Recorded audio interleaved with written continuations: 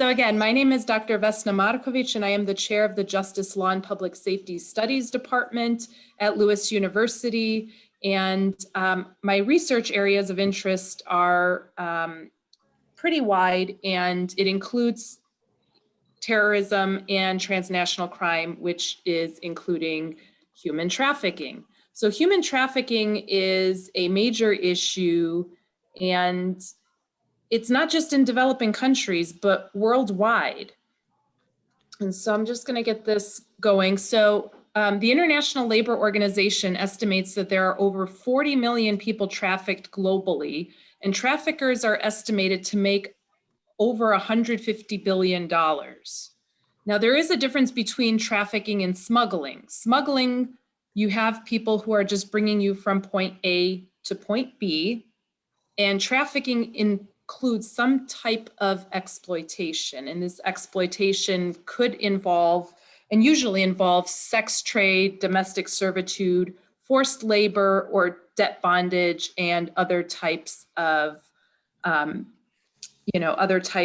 exploitation. So I just wanted to kind of intro that before we get to Rosie. But now, without further ado, I would like to introduce our speaker for today, and it gives me great pleasure to introduce Ms. Rosie Orozco. I first heard her speaking at a United Nations event, and I contacted her to ask if she would be willing to speak at Lewis University, and created this Arts and Ideas event to host her. Rosie is one of the world's most recognized activists in the fight against human trafficking. Through various campaigns, her efforts have informed more than 3 million people and trained nearly 100,000 authorities. She is the president of the Non-Governmental Commission United Against Human Trafficking. As a member of the 61st legislature, Ms. Orozco was the driving force in overcoming strong resistance and winning passage in 2012 of a tough new law to combat human trafficking throughout Mexico, which was voted on unanimously. In 2015, she spoke in a hearing before the United States Senate Foreign Affairs Subcommittee on Global Human Rights. She is also author of Blank Page, Stories of Triumph from Human Trafficking Survivors, which was published last year. In Blank Page, she covers stories of 10 brave survivors of human trafficking. She covers their stories and talks about the reality of human trafficking in Mexico, the US, and around the world. Ms. Orozco focuses on the causes and the extent of the problem, along with strategies she has used to successfully help many young survivors on their road to recovery. She has directly helped over 300 victims write a new story. As a result of her work in rescuing victims, creating refuges, and defending human rights, she has been proposed as a nominee for the Nobel Prize and has received numerous other awards. It is my pleasure and honor to welcome Ms. Rosie Orozco. Hi to everybody. Thank you, Dr. Vesna, and thank you, Christy, to help me to get inside this class. It's an honor for me. I was watching your university and I was so sad that we have this coronavirus and that I cannot be there. I love Chicago and it seems to be such an incredible university.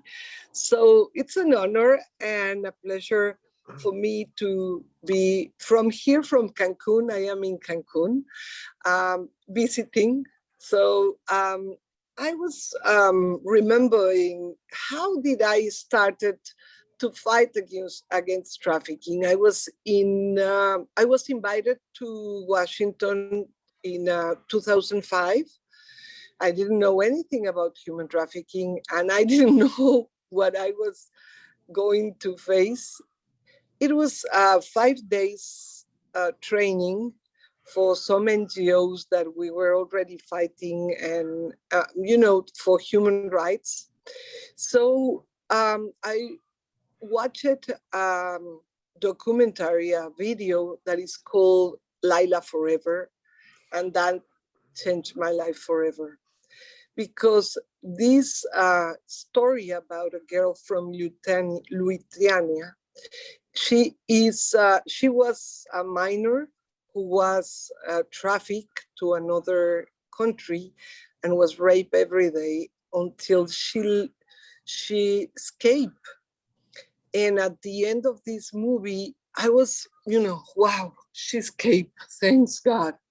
But at the end, she took away her life. And I cried for so many days trying to understand, how my life was so blessed. My life has been incredible. My parents are wonderful. My husband is, 37 years of marriage. And I can tell you, I am very happy married to my husband, Alex. And, I had so many opportunities in life. I studied in the United States. I studied in Europe. And my husband is so generous, my parents. So then I watched the story of this girl on 2005, and I felt in my life that I needed to do something because she didn't deserve the life she was having, the same as I don't deserve the kind of life that I have had. It's nothing that you choose where you are born, in which family. And if I was having so many opportunities in life and so many blessings, then I felt like I deserved to this life and too many victims. So I went back to Mexico with my husband, and we choose knowing that it was to face organized crime. We said yes, knowing and being conscious that it was not going to be a very easy life. And I will never complain about it because we understood, and we decided to go back to do something against trafficking. So I went back to Mexico City. I found that what I already knew, there was no shelters, no law in 2005, no victims being rescued, and no authorities who wanted to rescue them. So I knew, and it was not easy. 2007, we opened, I always carry this logo that is a little girl, that is the logo from the first shelter that we opened. It's Fundación Camino a Casa. 2007, I went to the place where there is so many victims, and it's a tolerance zone in Mexico City that is called La Merced. So I went, of course, not dressed like a woman in prostitution, but I was in jeans and a t-shirt, and I went in an event where most of the people were in situation of prostitution, and I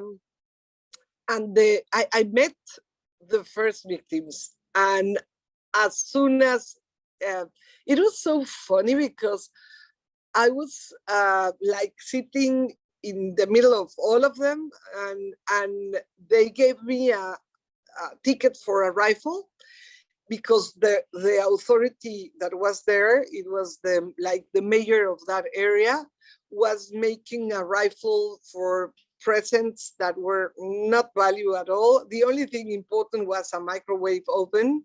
And they gave me the ticket, and I gave it to this girl that her name is Elizabeth, and she won the microwave oven. So she was so happy with me and hugging me. And I said, I help you to carry this, and I can take you to your place. And she came to my van with two friends. As soon as they were inside the van, I said, do you really want to be in this kind of life? And she said, no, I don't want. Well, if I tell you that I can help you, and I can help you to go out and have a life where you can feel better, do you want? And the three of them, as I was giving, it was like if I was giving another ticket to another rifle, because they were so happy and they were so interested, and they said immediately yes.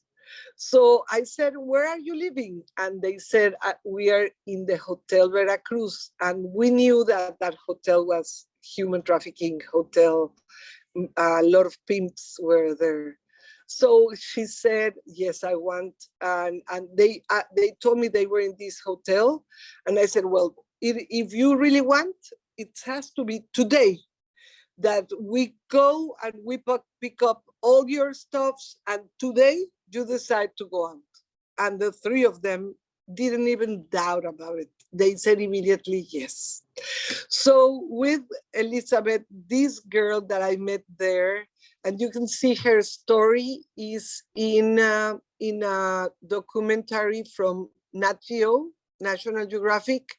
It is called Engañadas, Corazón Engañado, Heart Deceived. Well, she is the first one who was in the shelter. She's the first one who started to help the others, because as soon as she recovered, she started to help us to tell the new girls, you know, I did it, and I can, and I also can help. So it was the first one. And as soon as we started to take girls to the prosecutors, to the general attorneys, we knew that it was going to be impossible. The first law in Mexico in 2007 was made to be impossible for the victims. It was really not for the victims. The prosecutors will mock at them and will say, oh, you were deceived by the pimp. Yes, tell me how, stupid, almost like you are so stupid that you were deceived. And it was like a re-victimization of all of them. In Mexico, we have more than 7,000 prosecutors, and we don't have the money that first world countries has to train them, to have, you know, all the things for the victims not to have the burden of the proof. So it is very easy for the prosecutors only, you know, to ask the victims and to try that the victims will prove that they were deceived, that they were forced, that they were with violence, and it's very difficult for the victims. So with the first law, it was impossible. So 2009, I was invited to be in Congress. You have to understand that never in my life I was thinking of being politicians or congresswoman. It was not my desire. But it was so weird that these people were asking me if I wanted to be candidate. And it was by election. It was, you know, I had to make a campaign with money and everything. And it was impossible to win in that area by the party I was running. It was impossible. That area was from another party completely. And it was like something so difficult. But all my campaign was about human trafficking and how to protect your children. And of course, I really believe in miracles, because I won by a miracle. So I won, and all my campaign was, if I arrived to the Congress, and I was not part of any party, by the way. I didn't want to sign with any party, but this party who helped me, I'm very thankful. And I won, and the first day I wrote a letter for all the Congress people, and I gave them, thanks to USAID who helped me, I gave them 500 videos that was Human Trafficking by Mira Sorvino. It's a movie that was made to explain what is human trafficking. It's called Human Trafficking, and Mira Sorvino, the winner of a Nobel Prize, is the one who was doing this with the UN. So I gave them to each one of my companions, 500 we were, the video and a letter about how important was to finish in 3 years with a law against human trafficking. So I wanted to explain to you about that. I have a presentation, and I would like for you to understand our focus in our law, because I started by helping the victims. It's a law that the main thing for this law, the center of the law is the victims. And that's very important for us to understand how different it is from the United States law, that it's a very good law, and that I really believe that you have done. What I'm going to present to you is it's made in 2017. I know that the last administration did a lot of amendments, and of course it has changed, but I would like for you to understand the difference, because it's still being different.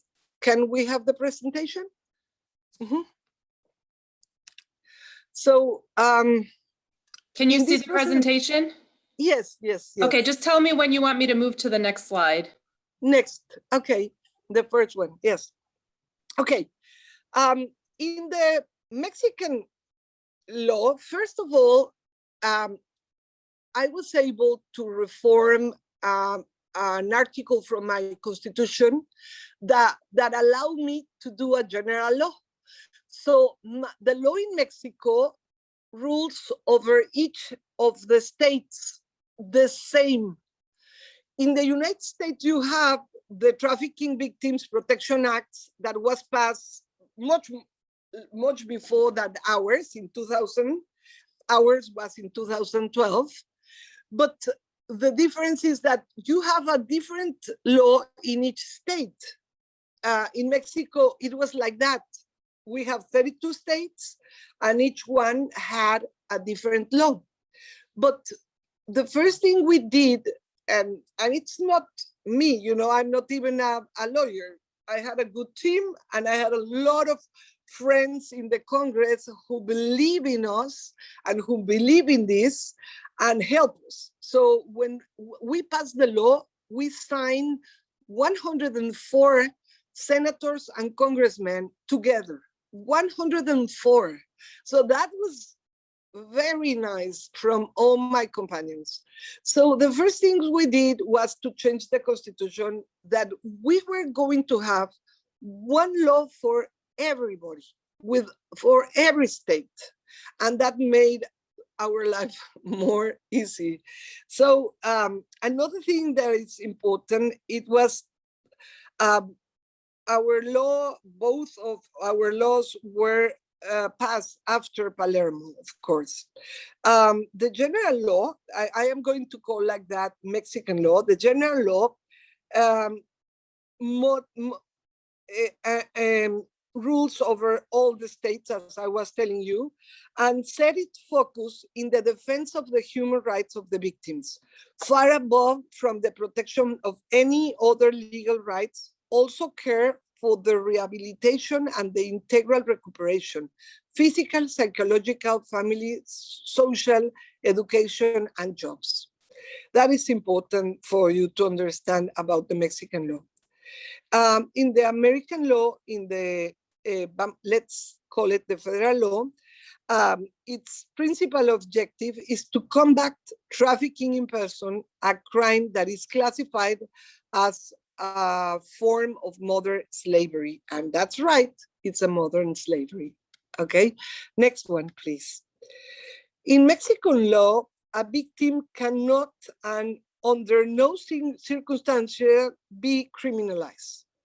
And only those that deprive her or her freedom will be punished, or the people who exploited her, bought her, or consumed her services must be accountable to the justice system. In the USA, in the model, the burden of the laws fails systematically on the prostituted person more than any other of the actors. In the Mexican law, pimping was sanctioned in the general trafficking law in 2012, but the exercise of prostitution is not forbidden. In Mexico, women who prostitute themselves are not punished. It's important for us to understand that, because in Mexico, we don't have, there is some, administrative punishments in some cities, but not in the general law and not in the federal, not in any state law. Next one, please. In the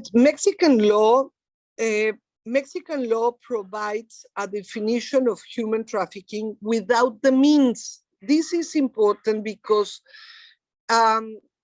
in many countries, the countries copies the Protocol Palermo, and in the Article 5, there is a definition of what is human trafficking in UN Protocol of Palermo. And many countries use the definition as the punishment. And that's so weird. And then in the articles that follows it's Article 3, the definition. And in Article 5, in Protocol of Palermo, explains that each state could change the punishment depending of their needs. For example, in Mexico, we have 11 ways of punishment for different kinds of exploitation. In the United States, it's 7 forms of exploitation. And in Mexico, we have something that you don't have in your country. For example, we have the recruiting of minors for organized crime. A lot of minors are recruited for crossing the drugs or being trained to shoot people, to be murderers, and it's children. And that in Mexican law is taken like slaves, like a modern slavery, and are punished. For example, like just to understand a little bit. Next one, please. I will go fast in this because I'm going to send you a document that could explain better, because it's the document of a Spanish woman, a Spanish attorney, who lived 1 year in Mexico, and she is trying in Spain. Spain is #1 of sexual consume of victims, and she is trying to change the Spanish law. So she was trying to understand more Mexican law, American law, and I'm going to send you this document for you to have more about. I want to focus at the end more in the victims. So another thing that she was doing the research and doing this difference between Mexican law and the American law was that in Mexico, the general trafficking law favors the incarceration of traffickers and exploiters, and never the people being exploited, never. The principal objective of the law is the protection of the victim, and its obligation of all the states to comply and harmonize their state law to the general law. This is one of the problems that we have found. For example, some of the states punish in their local law the corruption of minors and the pimping, but they call it lenocinio, okay? We under how do you say that in English?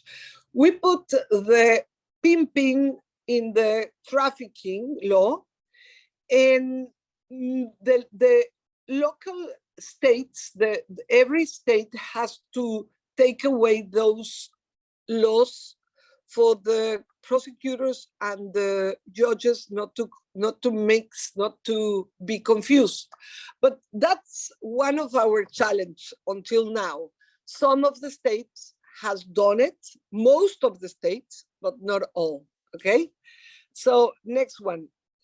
In our law, in our Mexican law, in the definition, we don't include the means. The responsibility to prove are not in the victims. So we have the means, but as aggravants. We don't have the means in the main article, and we don't have the means in the definition of what is human trafficking. And it's the job of the prosecutors to prove, not the victims, the prosecutors. Well, next one, please. It's so clear that in the United States, the approach to the phenomenon is complex, and in some states, because of the different states that has different laws, are contradictory. And it helps us so much that we have only one law for every state in the country. That helps us a lot. It is difficult to apply and to understand when you have 52 different laws. And in the other hand, the federal law in the United States has the intention to protect the victims of sexual trafficking, while at the same time, the state law criminalizes the conduct of all persons in prostitution. That's most in the United States, without asking the question in regard to the conditions that drove her to this conduct. That is very painful for Mexico, because a lot of the victims are Mexicans. I help now 63 families whose daughter has disappeared.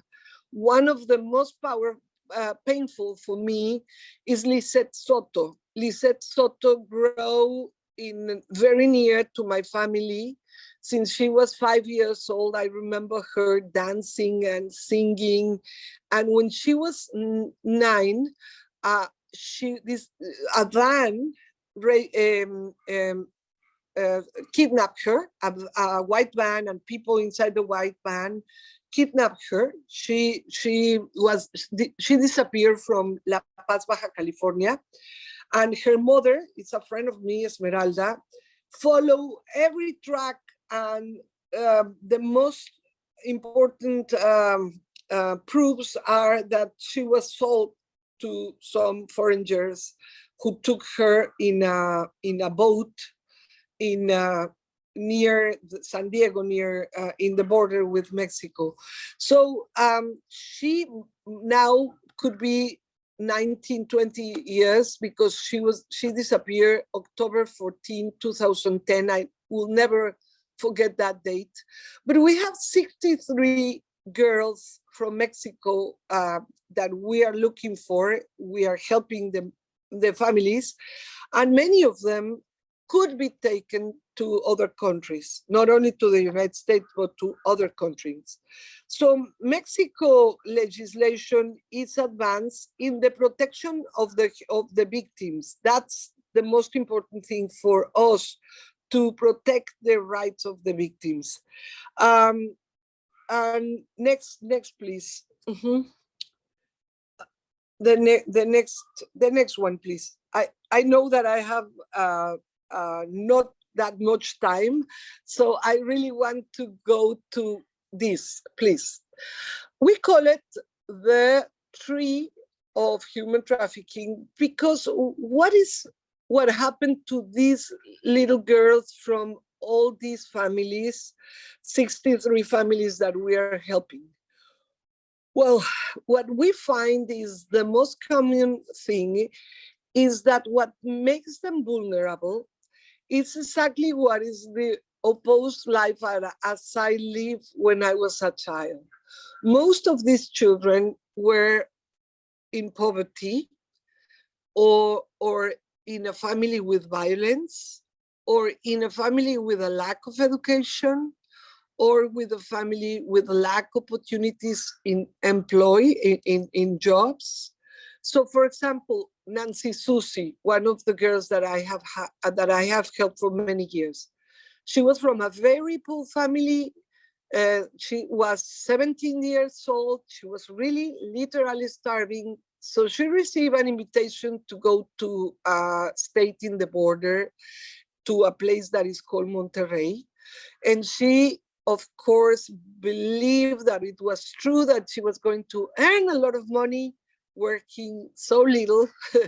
So she decides to leave her family, travel to Monterrey, and she was caught by a horrible organized crime,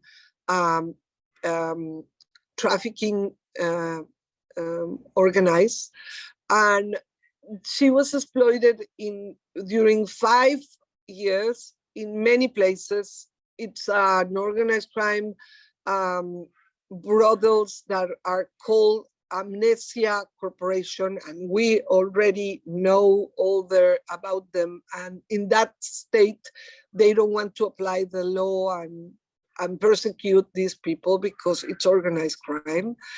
And many politicians in our countries are involved. Sometimes there is politicians involved. So what is the fruit of this tree of dead,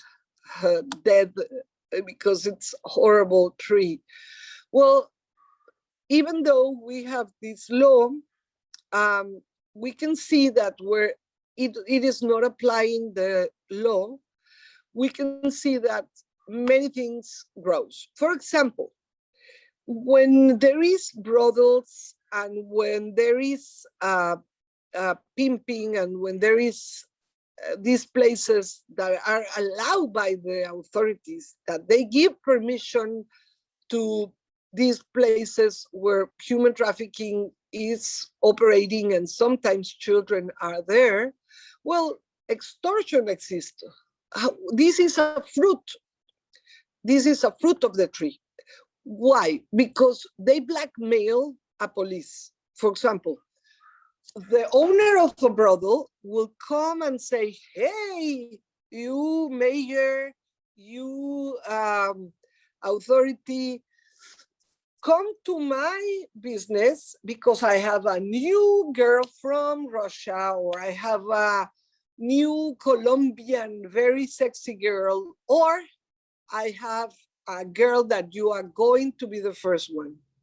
So if they come and they are authorities, they will take pictures, they will have videos, and this is very common in Mexico. And I will invite you to this place, and you will be the first one with this girl. And if they arrive, then they will be for the next years, will be saying, like friends of me who has told me, hey, here is your picture. Why do you want me to give it to the main newspaper or to the TV station? And then it's really sad how they extortion, they blackmail these people. So like some other fruits, sad fruits of this is feminicide. A lot of women ends as a number, somebody that is called, that is murdered, and nobody will remember even her name. Or of course, they will be submitted to drug and also be linked to drug trafficking, or will end being only called prostitutes, but they started by being victims. Okay. Could you go to the next slide, please? Okay. We call Dignity and Success our program because, next one, please. Dignity has to be in the center.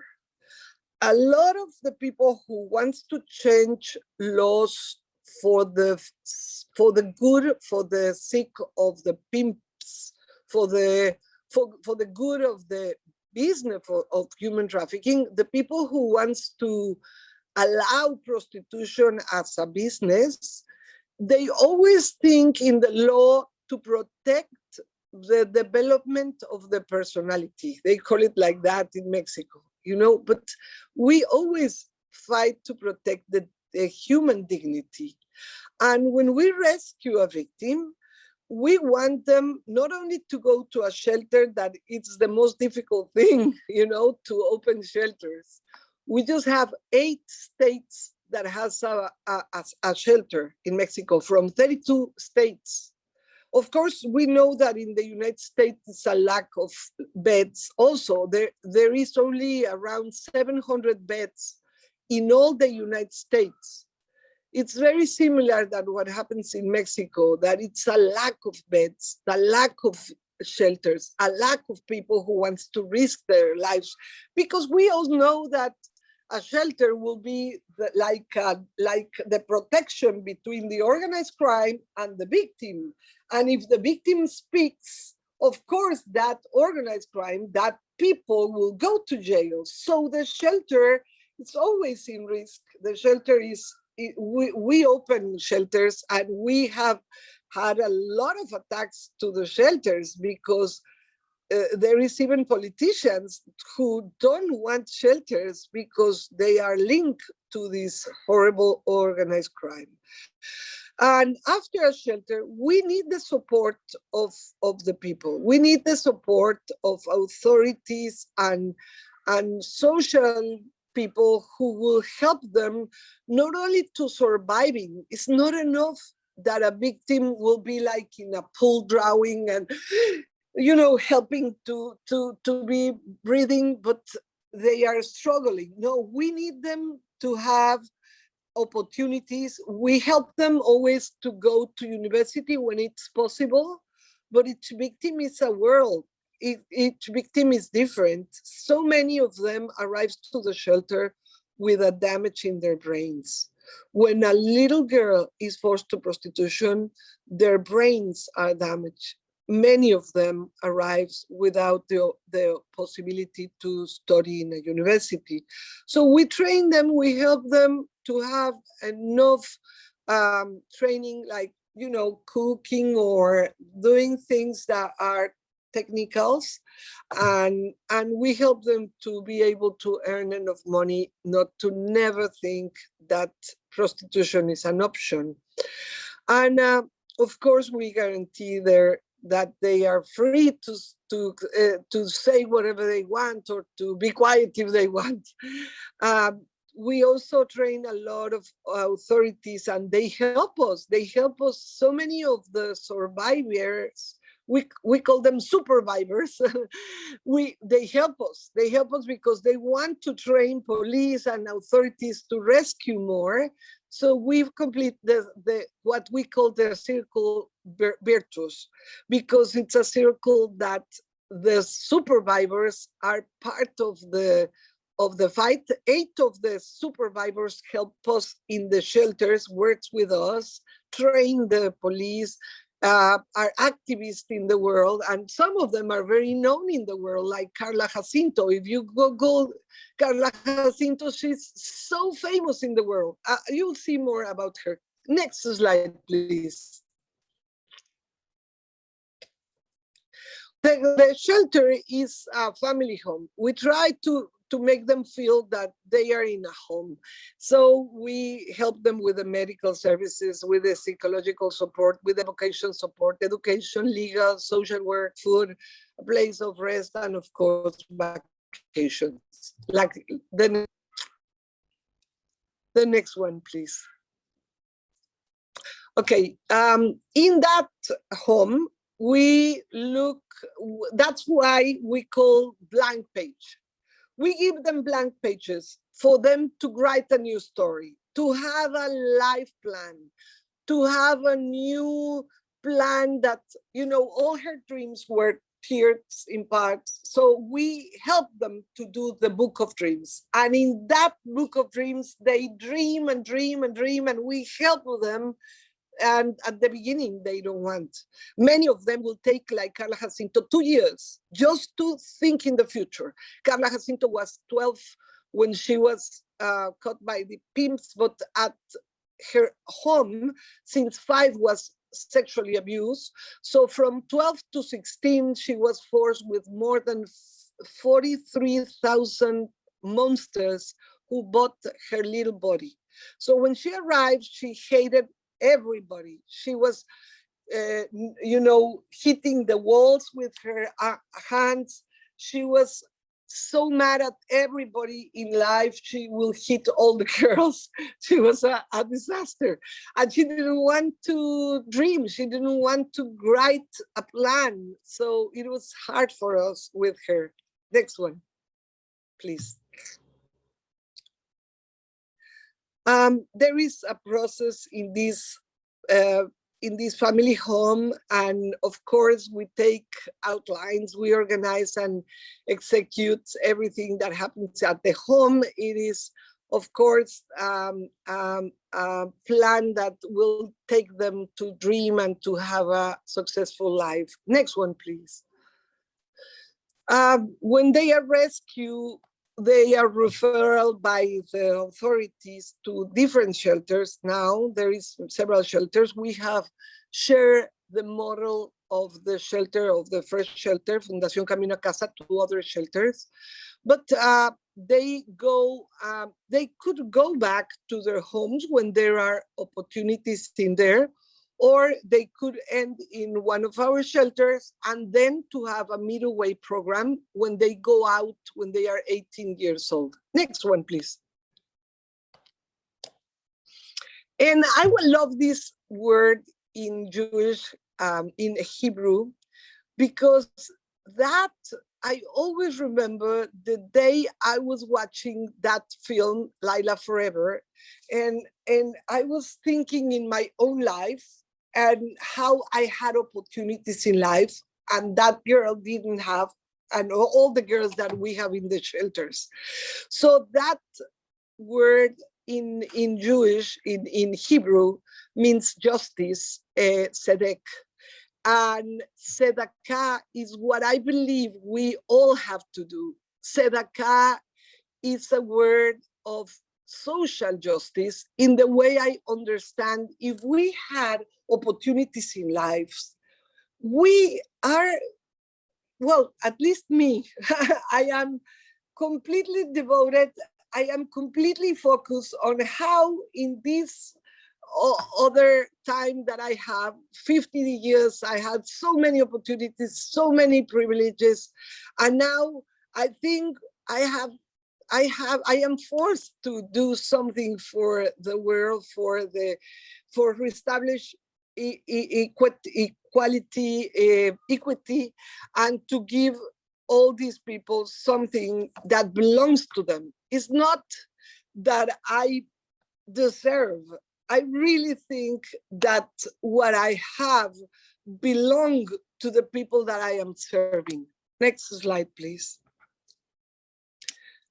So like Nelly now, Nelly, by the way, she's very successful now, and she's living in the area where I am now, and she has had so many opportunities, and she has finished master's degree. Next one, please. She has been as an activist in many places in the United States. We have a sister organization that is called Reintegra, that is in Colorado, and they give a lot of the opportunities to the middle way program. Next one, please. So Madai, for example, she finished master degree, and she works with the high ministers in the Supreme Court. Next one. She is so successful. She has her own apartment. She has been with Queen Noor. In that picture, she's with Queen Noor. And the handsome guy that is there is my husband. Next one, please. Carla Jacinto is the one that I was telling you, so famous. She has been in Dubai, she has been in India, she has been 3 times in Vatican, in very important events with all the religious leaders. She has been with the mayors, she has been with the governor of California. Next one, please. She's very successful. She has spoken in the Congress of the United States. There is Congressman Chris Smith and the general prosecutor from Utah, and Carla Jacinto has been with the Duchess of Cornwall, and she's so successful and she's so funny. When she teaches police and Congress people and prosecutors, they all love her. She's incredible. Next one, please. Mixi has her own Uber, is married with a very nice guy who is a student of psychology. She helped us so much with the in the shelters, and she's amazing. Next one, please. She also has been in Vatican, and we have a play from my first book. In that play, a lot of very important actresses and singers and important people makes her story. So this is Yuri. Yuri is a very, very popular singer, and she acted for the first time in a theater doing Mixi story, because Mixi was rescued from a man who saw that she was crying in that hotel. So there is very good man who rescued these girls. Next one, please. Instead of using them, this is Sunduri. Sunduri was forced labor. She was a slave. She was in chains, literally. Next one, please. She was a slave in and she had more than 600 bruises. Carla Jacinto and Sunduri came out with the blank page. They are the authors with my publicist, that is Clemente Camara, of this concept of a new story in a blank page. Next one, please. Thank you. I want to challenge you. You all and me, we have had so many opportunities in life. Just think about that concept in the Hebrew language, tzedakah. We all can do something for one person at least in our life. I know, I am sure you help a lot of people, but in that concept of tzedakah, we are not good. We are just doing social justice. We are just giving back a lot of what, I mean, maybe some or maybe a lot of what we have received. I have received a lot, and I am thankful in this life. So I challenge you, for you, after knowing about human trafficking, to do something for one victim at least, to do something for one person that could be vulnerable in this life and could end in this horrible crime that is human trafficking. I am open to any questions, and I hope I can be of some help for all of you. Thank you so much, Rosie. That was amazing. I really appreciate you agreeing to do this. A lot of information, just a lot of stories, and almost brings tears to my eyes when, when I hear of the young girls and what they've gone through. But to see what they're doing today and how much positive change they're making, that's fantastic. So I'll open up for a few questions. If you have a question, please unmute yourself or raise your hand. Yeah, and I can see two Spanish last names, Lucy Alvarez and Ángel Olivo. Are you Spanish?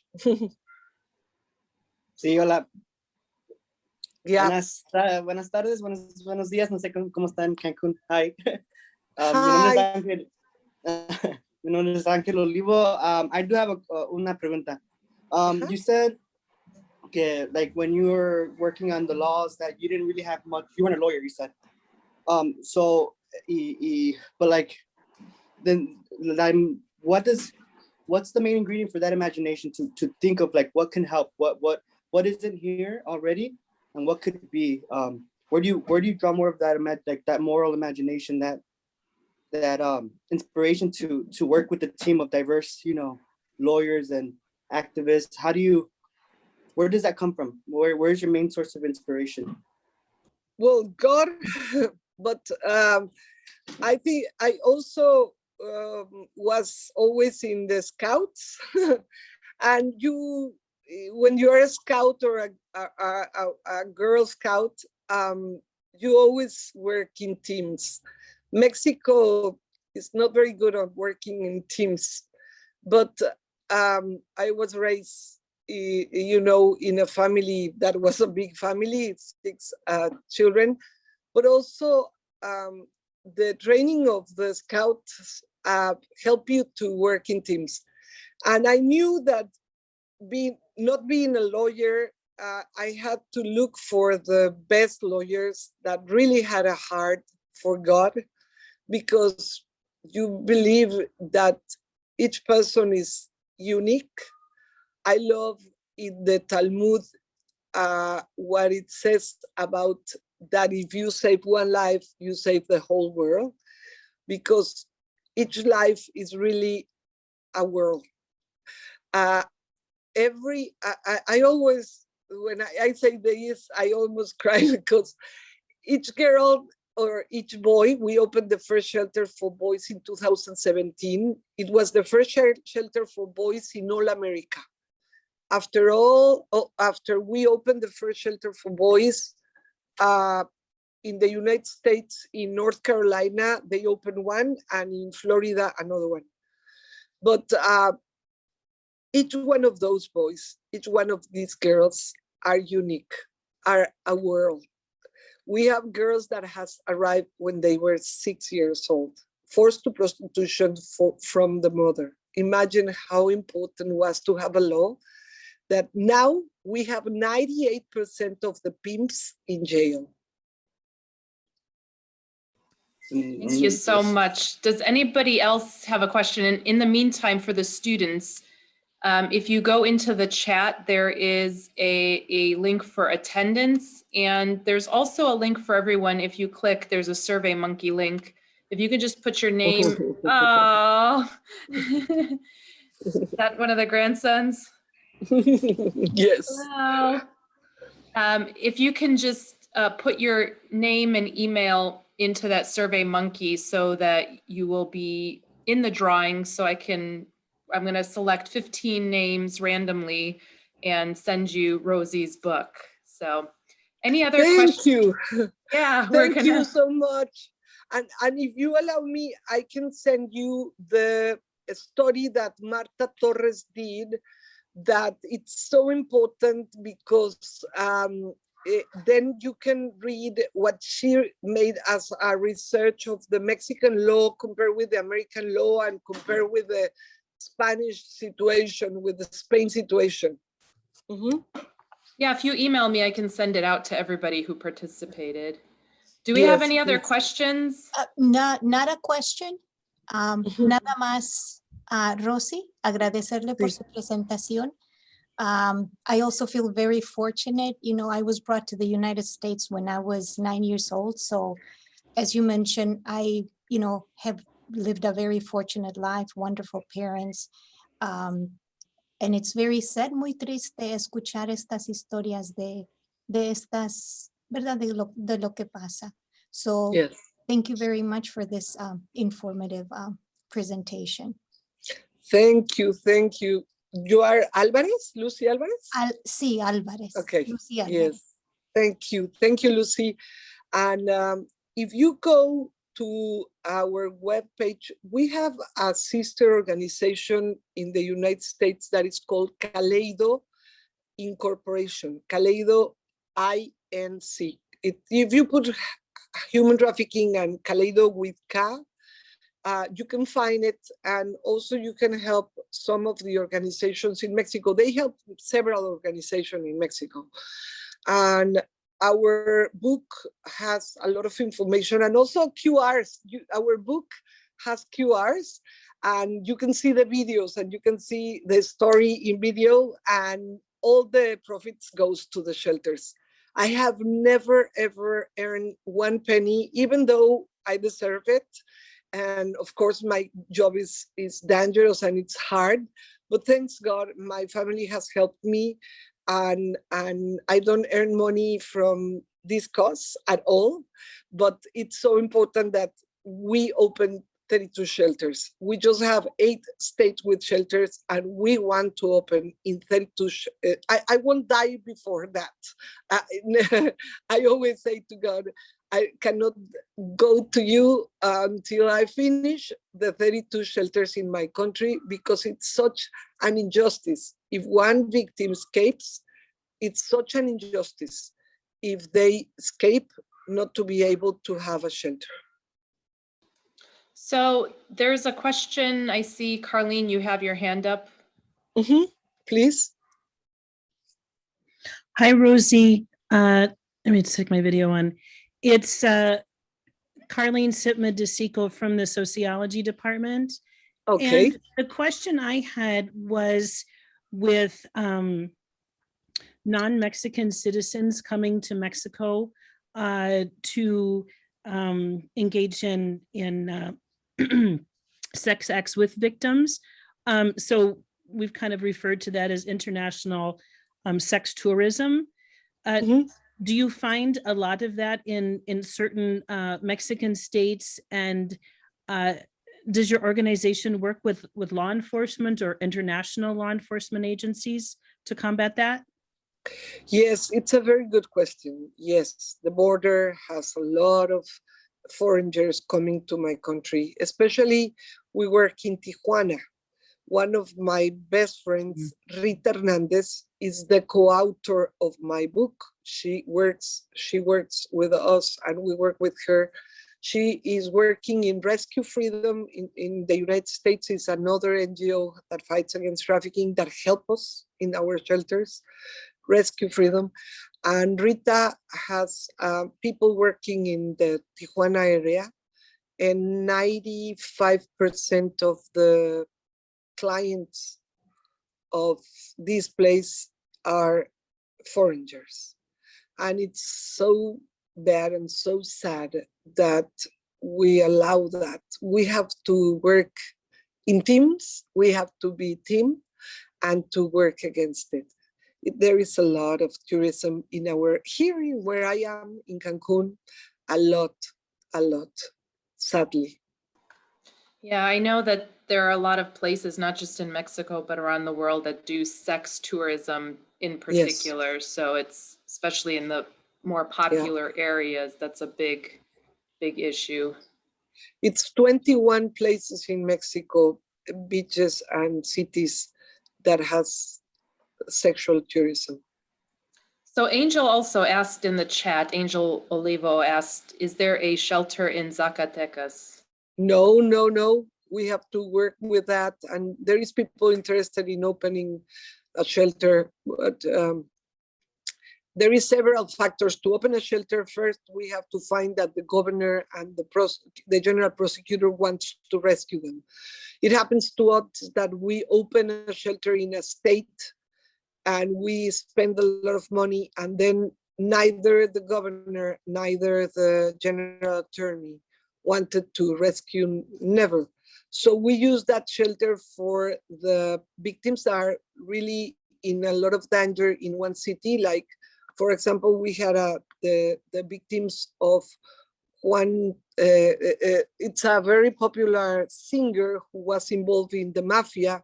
It's the Sebastian, what's the name? Joan Sebastian. And two of the victims that we helped from that horrible man, and one of them ended in that shelter because it was organized crime that wanted to kill her. So in that shelter that we don't have from the state any victims, we take victims from other states to that place to protect them better. Okay, thank you. Any other questions? You can unmute your mic.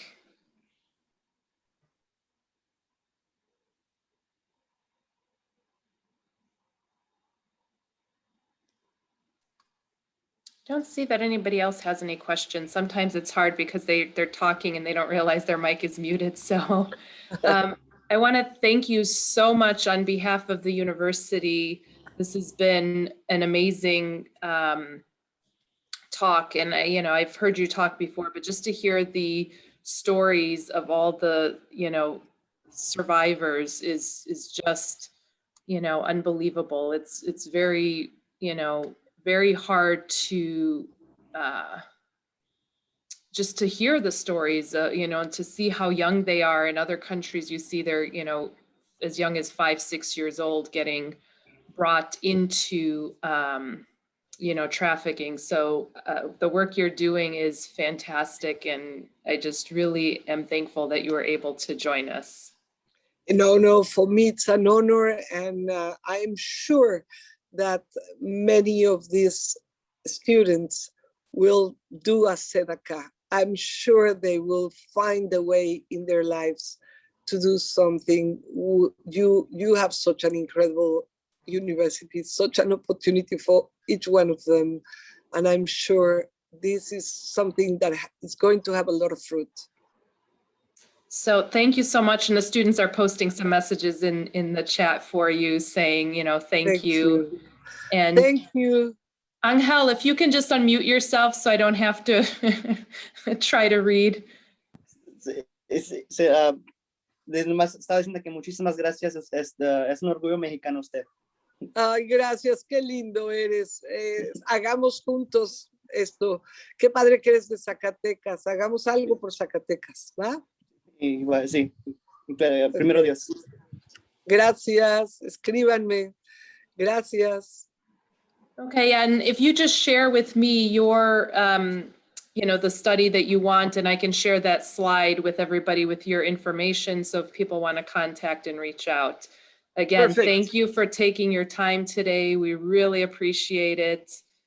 And we're going to have a little panel now with some of our faculty from the different colleges. So if you want, you can stay. If you don't want, you can log off and we will, keep in touch via email. It's up to you. So thank you so much. I really appreciate it. Thank you. Thank you to all of you, and God bless you. Thank you, Rosie. Bye-bye. Thank you, Rosie. Bye, guys. Bye. Bye-bye. Thank you so much. So we're going to stay on, we're going to have a panel. So for those of you who haven't done it yet, please click on the chat so that you can, I'll post it again. So the Survey Monkey, if you just can put your name and email in the Survey Monkey, because that way when I draw the names for books, I have actually all the email addresses so I can contact you. What we're going to do is give away books that are going to be either digital books or actual books, and I'll let everybody pick what they want. So, all right, and I'm going to turn it over now to the Dean of the college, Dr. Christopher Klein, and he's going to say a few words before we get to our panel, and you'll have more time to ask questions and chat. So, Dr. Klein. Thank you, Vesna, for organizing this event. And I want to express my thanks to Rosie for sharing with us. I know she's gone now, but just wanted to say in front of everyone, just what an inspiration she was to us all. I think her work really is so inspiring, and her commitment to fighting for and protecting the dignity of all persons, and her commitment to justice is really congruent with our values in the College of Education and Social Sciences here at Lewis. So we're really thankful that she was able to and willing to be with us today and share her work and her passion.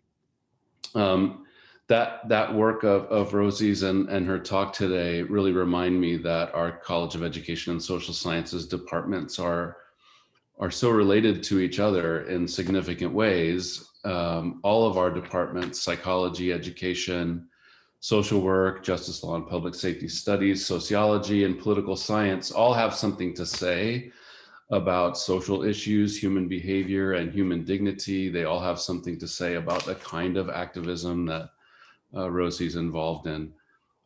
So whether you're a current student majoring in one of these departments, or and perhaps you're looking for a complementary minor, or whether you are a prospective student who is interested in one of our majors, you should know a couple of things about our departments that are represented here today. One, as I mentioned, all these departments do work together incredibly well.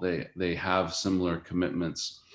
And there are really good reasons, say, to add a social work minor to a criminal justice major, for example. And the combinations like this that work so well are numerous in the College of Education and Social Sciences. I also want to let you know that each of our departments, as Vesna indicated earlier, has a lens through which to understand and to respond to Rosie's talk today. And we do have a panel of these departmental representatives who are going to do that now. And in addition to reflecting on Rosie's talk through the lens of their disciplines, I think they're all going to give a quick introduction to the programs in their department. So I don't know, is there a slide presentation that goes along with this, Vesna, that dictates the order in which our panel will be speaking? Yeah, we can do that because I'll share my screen again. And so you see the, Looks like you're up first. Okay. I'll throw it back to you, and then when you're finished with your part, you can throw it to the next person on the slide and the slideshow, and then I may jump in after everyone has introduced their programs and after everyone has reflected again on the talk today through the lens of their discipline, and then I'll try to facilitate a conversation if we have some time left over. Thank you. Okay, great, thanks. So yeah, as I mentioned, I'm Dr. Vesna Markovic, and I am the chair of the Justice, Law, and Public Safety Studies Department. And basically what we've been doing is related to a lot of what Rosie's talking about, but not on the side of victim services. And I think that's an area that has been lacking, because in terms of law enforcement, part of the problems are they are going after traffickers. And this year they've really been kind of going after the human trafficking aspects. But when we look at it, the problem is that, they're focused on arresting whoever is participating. So somebody like some of those girls, if they're 19 years old, 18 years old, they're not going to be treated necessarily like victims. They're going to be treated potentially like a criminal. So if they are involved in prostitution, they're going to be arrested. And so there are a lot of ways in which the traffickers can hold or keep control over these victims, because the victims don't want to get arrested. And if they're victims from another country, they don't want to be sent back to the country they came from. So, in terms of criminal justice, there is a lot that needs to be done in terms of focusing on that victim services aspect. So just to talk very briefly about the CJ program, we have 3 undergraduate degrees, which are criminal justice, forensic criminal investigations, and paralegal studies.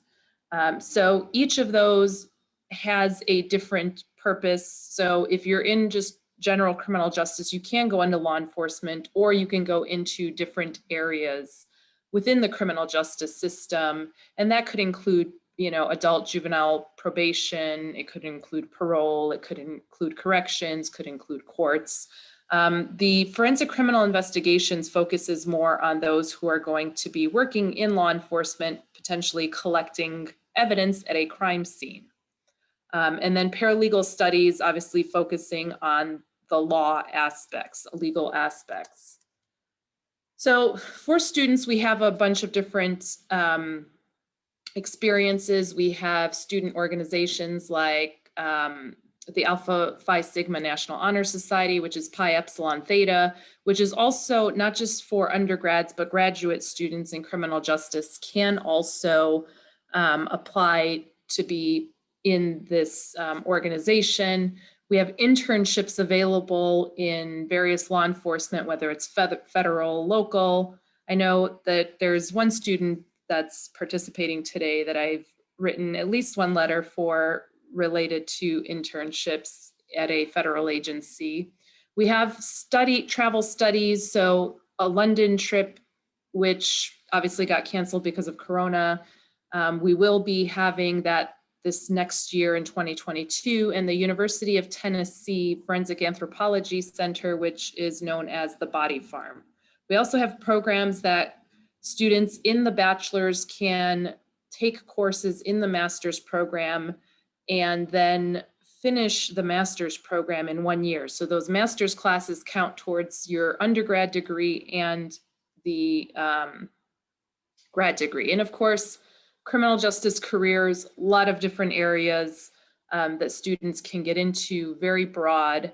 Again, with a lot of the social justice issues this year, you know, partnering with other degrees is also great. So we have, you know, students can minor in social work, students can minor in sociology, students can minor in political science, students can minor in psychology, or they can double major as well. So there are a lot of different opportunities, and there are organizations within the Illinois area, for example, Reclaim 13, which also has shelters for those who have been victims of trafficking. And the reason it's called Reclaim 13 is because the average age of the trafficking victims is 13 years old. So if you think about that, 13 years old, that's, you know, somebody who's in 8th grade, whether it be male or female.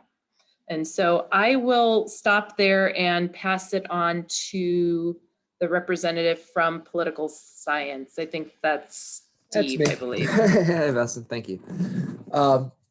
So I'm Dr. Steven Nawara. I'm an associate professor of political science here at Lewis University. I just want to thank Dr. Markovich and Dr. Klein for inviting me today to talk to you and kind of discuss a little bit about how some of the programs in political science mesh with the topic that we learned about today. And I think most relevant maybe to the discussion is our program in public policy, because so much of what the presentation was about how human trafficking is a policy problem. It has these very personal, very personal. Sorry, my neighbor is at her house and knocked on her door talking to my wife, so my dogs are going nuts. So hopefully you can hear me. But it's a very personal problem, but also a policy problem at a system level that before it can be addressed, we have to have the recognition that the government can and should play a role in addressing this issue of human trafficking. And it's the proper role of government to stop this kind of exploitation from happening, both internally within our borders, but also externally as well, internationally. So from a public policy perspective, my field would ask questions like, what is an effective policy to combat human trafficking? How can we create policies to minimize the incentive for these human traffickers to operate? Once policies are put in place, how can we evaluate their effectiveness?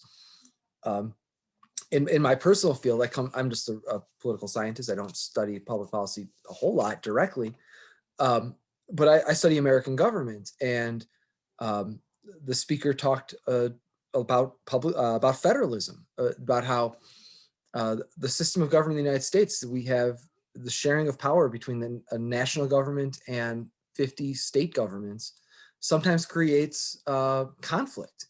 That the policy priorities at one level of government or in one state might not be the same as the policy priorities in another state.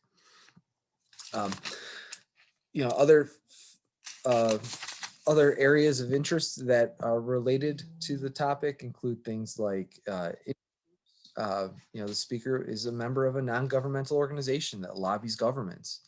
So we tend to look at how do groups like that operate and exercise their power within the political system. Similarly, public opinion plays a role as well. Human trafficking is a cause that maybe I just had a blind spot to it, but it's an issue that I knew nothing about until a few years ago. And suddenly it seems like it's a very salient issue in the media and in the press.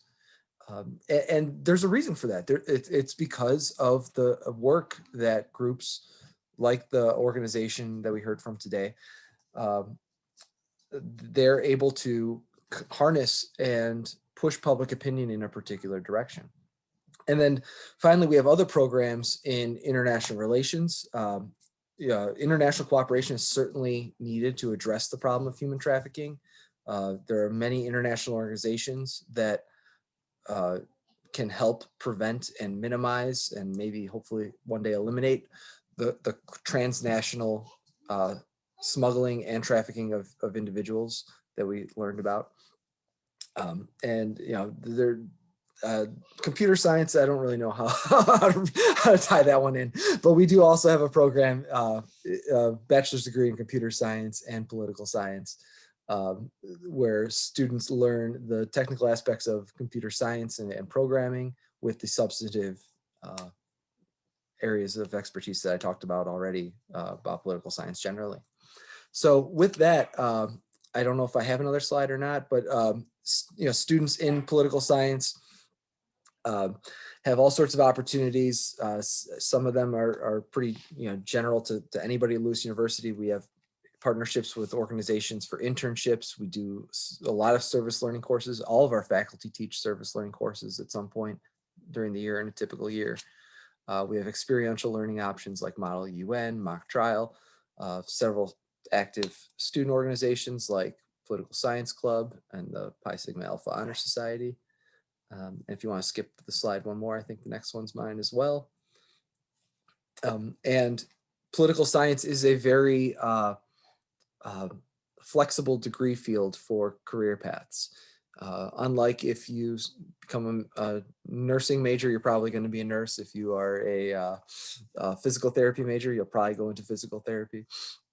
But in political science, career options are various. There's a lot of different fields to go into, everything from law to public administration and government, working for international organizations, political campaigns, lobbying, NGOs. It's a diverse field because what we'd like to think we do is we teach a lot of skills that will transfer to a wide variety of environments, things like presentation skills, data analysis skills, writing skills. And those are the types of skills that are useful in many different careers and are sought after by employers. So thank you very much.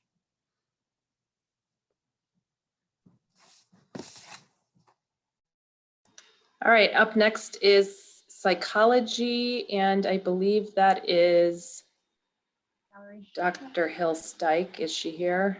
I am. Can you hear me? Yes, we can hear you. Great, thank you. So I'm Valerie Hill, and I am the undergraduate program director here in the Department of Psychology at Lewis University.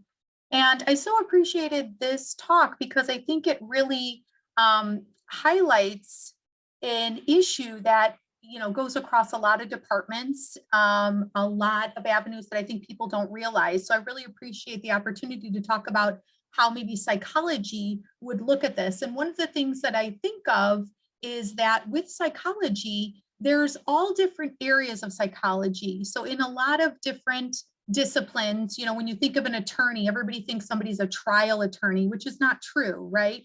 So with psychology, I think that, this talk spanned a lot of the different areas of psychology. We have development, that's the type of psychologist I am.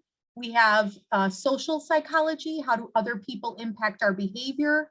We have biological psychology. So when Rosie talked about like the brain damage from the individuals who are in, prostitution, we have cognitive psychology, which looking at our thinking and our decision making and how that can be altered when we experience human trafficking or other trauma. So I think this spans across a lot of different areas of psychology. And then also what most people think of psychology is the clinical psychology. So how can we help individuals who have experienced human trafficking or other types of trauma? So one of the other things that I thought about when she was talking was, for example, the girl who, she was so excited, she got out and then she committed suicide, right? Afterwards. So one of the things that we do know from psychology is people who experience violence or harm can develop, certain mental health problems, for example, PTSD, right? Post-traumatic stress disorder. Most people often associate that with soldiers or others that are on the front line of war, but anyone, even kids, can develop it after a traumatic event or events. In some cases, you know, people have that survivor guilt, you know, maybe that, you know, why did they survive and other people that they're close to or other people that they're with have not survived. That can contribute to developing a disorder or experiencing of the trauma. Keep in mind that this can happen weeks after it happened or even years later. So this is not something that, you know, you can get help with and, you know, 2 weeks later, everything's fine. This is an ongoing process, which I think is really important for people to understand that there can be lasting effects to some things that we encounter. And we do know that individuals who go through most severe trauma are more likely to suffer from some sort of mental health issue afterward. So keep in mind when she talked about some of the victims were in there for years, right? 5 years. I saw someone with 9 years that were in this kind of state. The other thing that I think relates to psychology with what she had talked about is this idea of how to help. And I loved her idea when they talked about the book of dreams, right? They talk about having them write down, you know, maybe goals just a few years out. And that reminded me of what clinical psychologists help individuals with what's called cognitive behavioral therapy or CBT. And that's when you want to what? You want to have people replace these negative, unhelpful thoughts with more positive thinking. And I think that Book of Dreams was a great example of, on some level, having these individuals do that. You know, what do you look forward to? Something that can be expected. So with psychology, we have 2 different majors at the undergraduate level. We have a Bachelor of Arts in Psychology, and we span all of the different areas I talked about, development. We have different domains. We have cognitive learning and neuroscience. We have personality and abnormal, which is that clinical part. We do development. We do applied psychology. We apply those to everyday real world experiences. For example, we have a course in forensic psychology, which I think would be, you know, something that would, you know, relate to what we were talking about today. And so students who major in psychology, you take courses from the different domains or disciplines in psychology. Social's another one.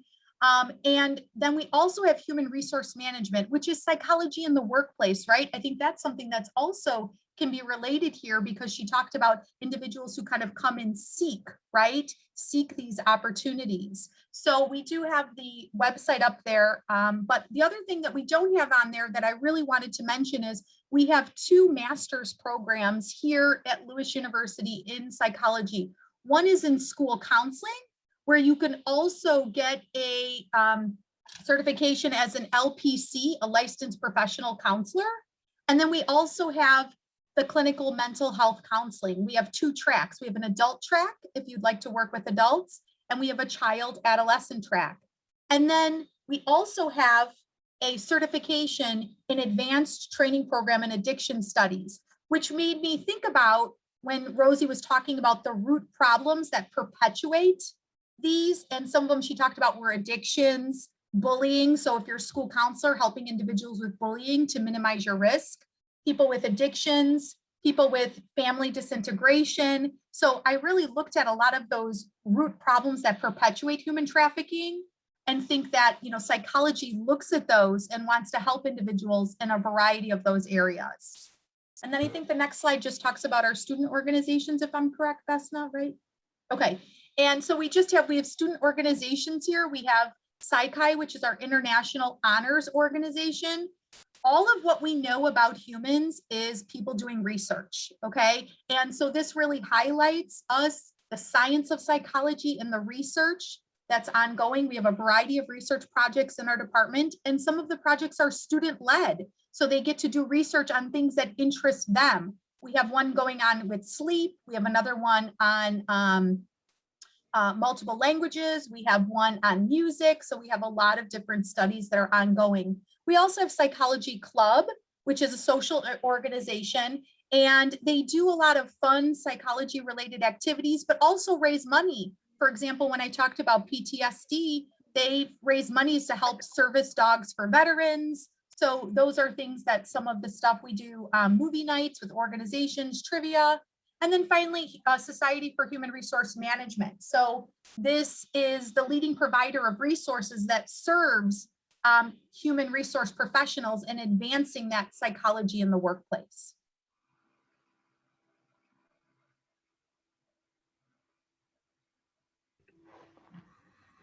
Hi, I'm John Halloran. I'm a professor in the Department of Social Work, and I'm the chair of that department.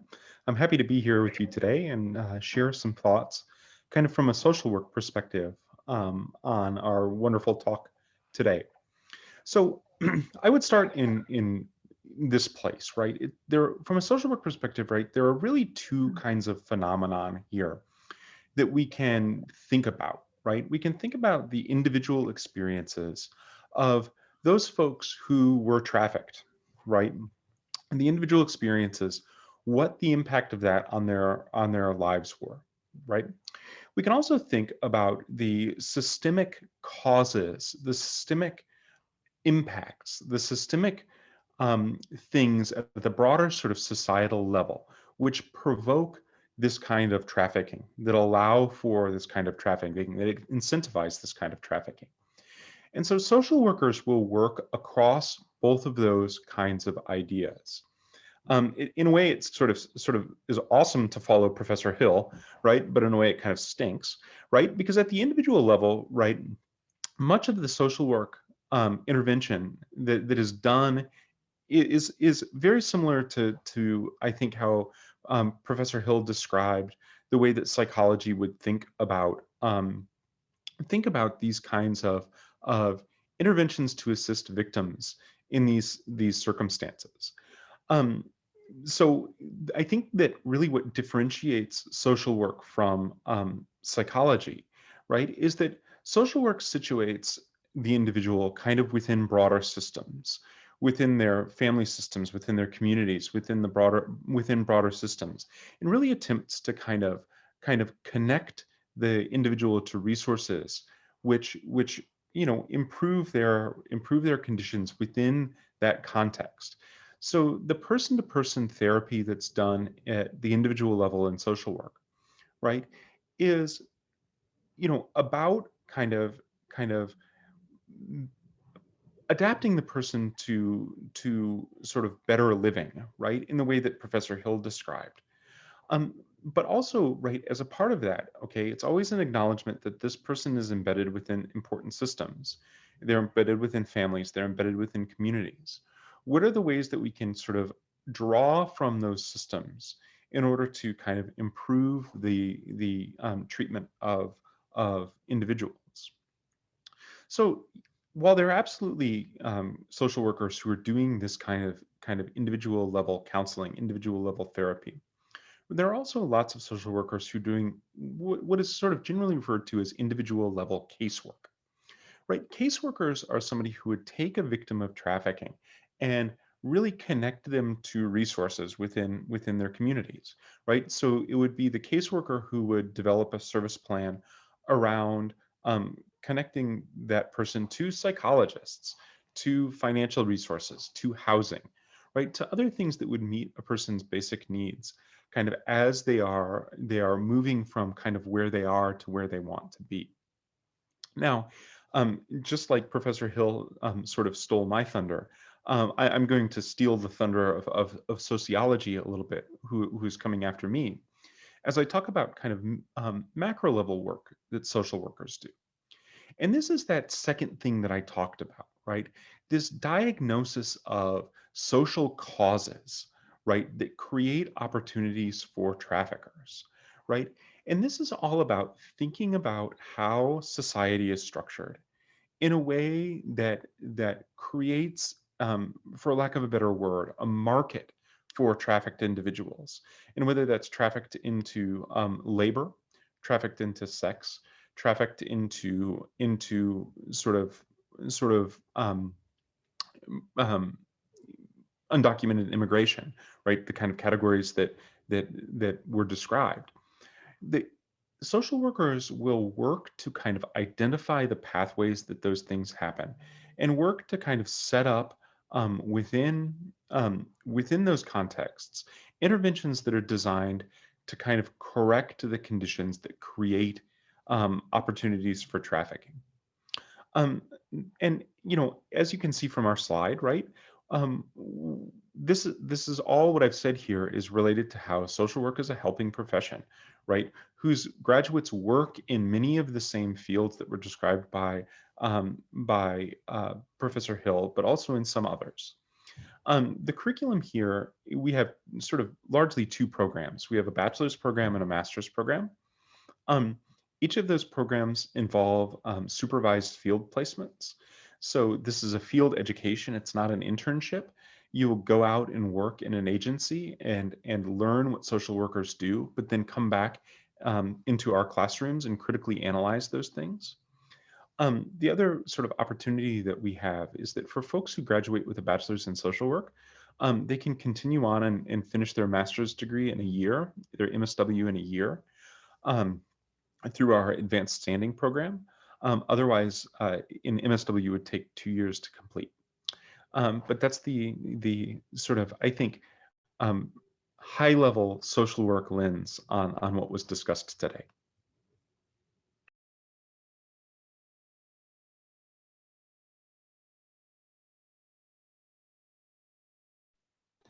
Sorry, I can't unmute quick enough. Carlene, are you here? I am. All right. Thanks, Vesna. This is Carlene Sitman-DeSico from the Sociology Department. And hopefully I've got a little thunder left after Dr. Halloran stole some of it. I actually thought that was pretty hilarious. So this slide has way too much information on it, but what sociology is, what it does most fabulously is it looks at every nook and cranny of society, of people doing things together, living together in communities, whether they're local or they're state, regional, international. And there are so many parts of sociology that really connect to these issues surrounding human trafficking. And it goes to, if you think about the slide with the tree that Rosie showed us, those roots, so many of them are systemic social problems, right? They're not just individual level problems, these are macro level problems. So violence, poverty, corruption, unemployment, lack of education, family disintegration, that's what sociology is rooted in, because we look at those macro level problems. And then also there's a branch of sociology called social psychology that is basically this middle ground between soc and psych.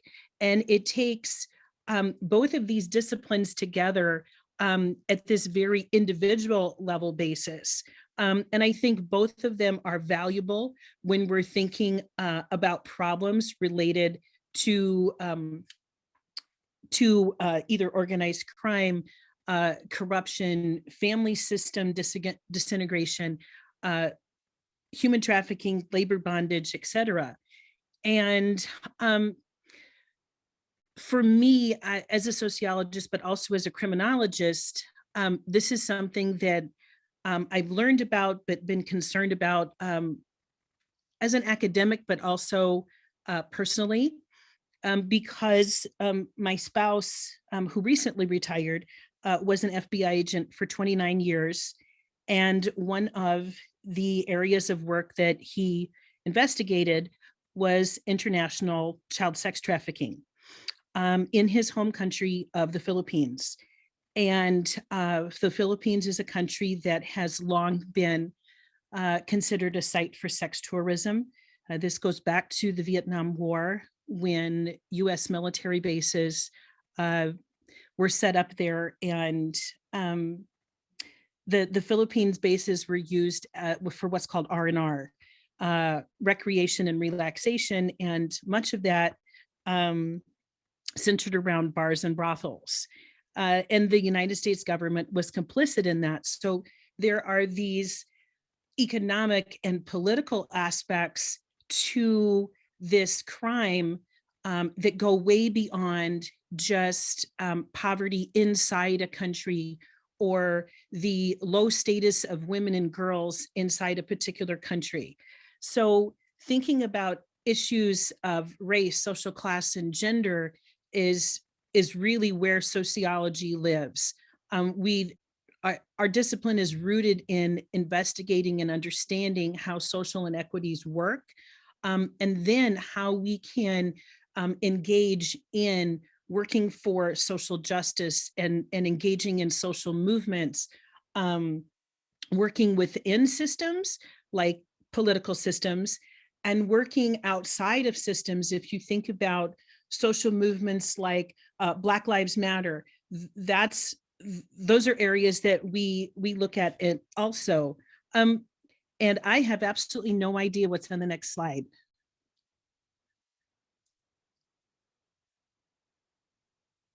Oh, well, that's another lot of information.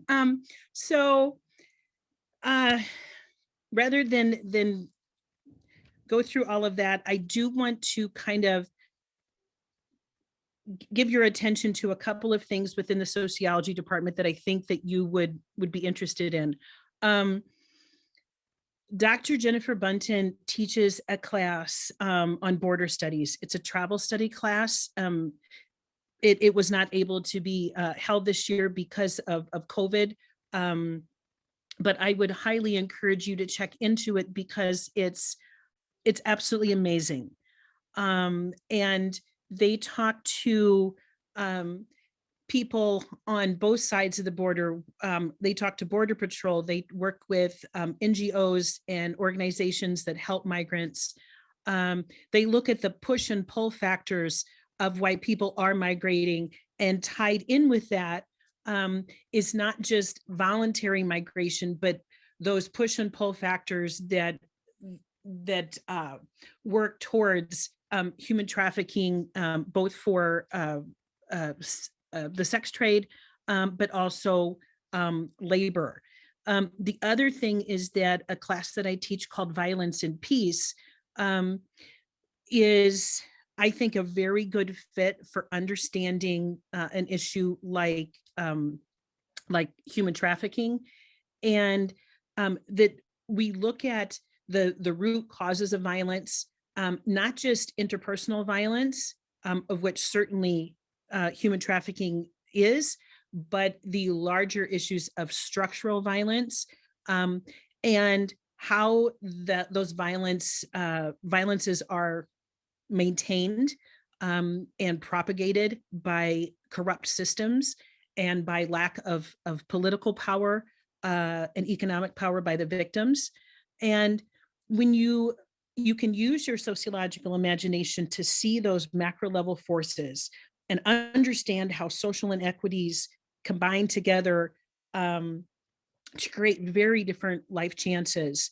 It goes back to what Rosie and Lucy said too about, not deserving the life that you have, not deserving the privileges and the chances that you get. And through understanding that, you also understand that the victims of these crimes don't deserve the life they have either. That sometimes those things are linked, that by us having greater advantages, it also means that others are being exploited for their labor, and that children are being put into harm. There's an organization within sociology that I'm the advisor for called Students for Progressive Change. And it's an organization that is involved in connecting with local groups, whether it's through fundraising or it's creating blankets for children who have entered into to foster care because of neglect or abuse. It's an organization that I guess that would be best described as wanting to assist and help people who are the most vulnerable. And you can email me if you're interested in getting involved in that, and I can hook you up with Carrie Tetlow, who is the president. And I will just quickly say that you can do almost anything with a sociology degree, because it's not about finding a job as a sociologist, even though that's super awesome because that's what I have, but it's having a skill set of being able to analyze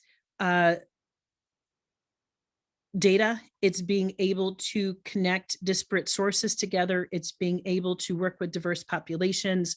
All of those things are part of what sociology gives you as a tool set. And Dr. Billups is telling me that Carrie is on this call. So Carrie, are you there? Do you want to say something quick about SPC? She says her mic isn't working right now. Okay, her mic isn't working, but anyway, SPC is pretty awesome sauce. So if you're interested, Carrie Tetlow or myself, you can connect with us. And I will stop there because I'm probably over my time limit. I'm so sorry, Vesna. Thank you, Carlene, and thank you, everyone. I'll stop sharing now and see if any of the students have any questions or anybody else. And for the presentation was recorded, so we have, you know, this recorded and we can post it online. So if anybody missed it, or if they want to watch it again or refer it to somebody else, they can also watch it. So thank you everyone for your time. I don't know if the dean is still here. Does he want to make any? I want to leave space for questions, but I do know that we have a representative here from the Department of Education. I don't think that there are slides, but if Ann O'Brien wants to say a few words about education programs and how they fit in here. Absolutely. So I'm Ann O'Brien. I'm the program director for elementary. And while all my wonderful colleagues here are talking about the aftermath of this in education, we actually have the kids. So we try to prevent this. And one of the things that we do, at least in the initial program, is we actually have programs set up where we start to recognize the signs and symptoms of this that might be kicking in. And then we try to prevent this from even getting to the stage that it did. But our programs, you can kind of visualize education. There's two sides to it. So there are candidates who have their teaching license, and so they come back into education to pick up masters such as reading or English as a second language or technology, or they want to go on for leadership and become an administrator in the school, such as a principal or a superintendent or something like that. And then we have candidates who do not have their PEL, their professional educator's license yet. And we have 5 programs. We have those that are, you can do birth through 2nd grade, that's early childhood. And then we do elementary, which will license you to teach 1st through 6th. And then you can do middle school, which is 5 through 8, and then secondary, which is 9 through 12. And then there's another layer on that, and that's special education. And those candidates can work with students P through adulthood. And you can pick up all these extra pieces as well. I think we're a little concerned for time, so I'm not going to go into all the detail, but just to give you an example, kind of think of it like this.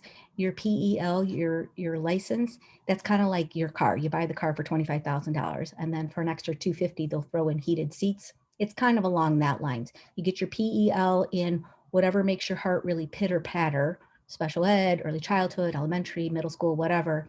And then you can pick up endorsements on those, which are kind of add-ons to your license. And we offer some in special education, English as a second language. You can pick up a bilingual endorsement if you are if you speak multiple languages, et cetera, et cetera. So thank you very much. All right, thank you. So do the students have any questions?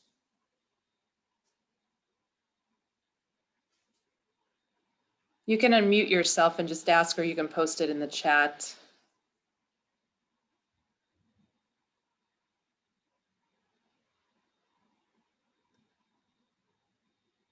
All right. If there are no further questions, for those of you who may have joined a little bit late, we started at 2 p.m.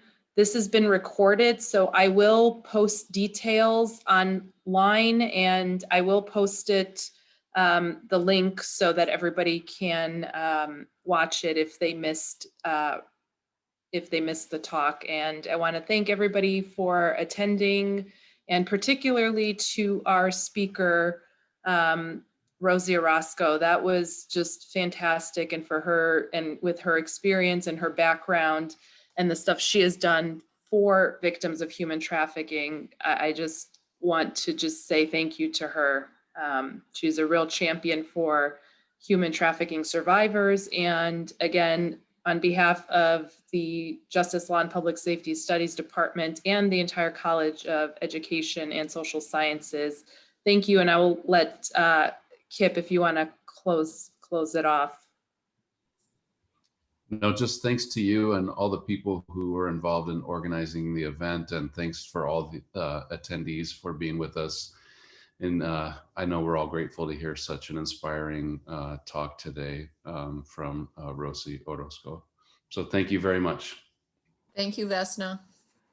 All right, thank you, everybody. And I'll be drawing the names. So if you didn't get a chance to, for some of you, I do have your names, but I'm going to draw and I'm going to send you an email with the option of selecting either an actual book or an ebook. So thank you, everyone, and hope to see you at another event. Thank you. Bye. Adios. Bye, thank you.